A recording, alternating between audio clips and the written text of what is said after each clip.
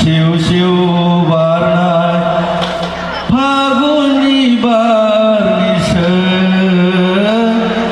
दाया आंनि नङा रजे आंनि नङा शिव शिव बारनाय जावलिया बारनिसो।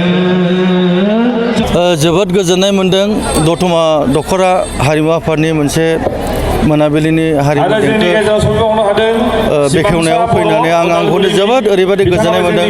मानो होनोब्ला बे दतमाया मोनसे हारिमुनिबो हाब बिराद गिदिर मोनसे बाहाय जोंनि बर' हारिनि खनगिरिफोर गोबां मोनसे समनि मुंदांखा दाखालि थांनाय रुंसारि जालांनाय मानगोनां रुन नार्जारि आदामोन बा मानगोनां रहेन आदामोन बा गोबांथार बे हारिमुआव दिनै बे दतमा ओनसोलाव हारिमुजों लोब्बा थानाय गोबांथार मुंदांखा जोंनि बर'नि सिंगारफोर दं। दिनै फैयै फैयै आदा अर्जुननि उनाव आदा रहेननि उनाव गौतम बा प्रबिनमोन बे फंबायमोनाबो दिनै आरो गोबांथार दंबावो बे हारिमुजों लोब्बा थानाय।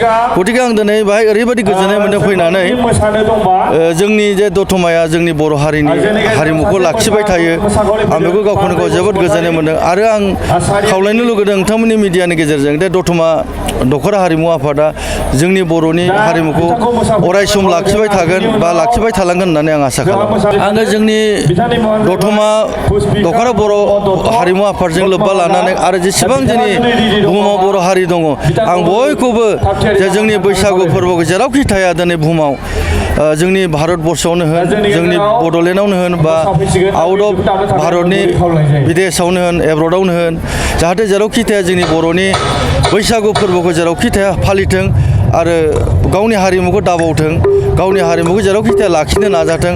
आङो बुहुमनाङैनो बर' हारिखौ आं खावलायो जाहाथे जेरावखि थाया अननानै लाखिबाय थाथों।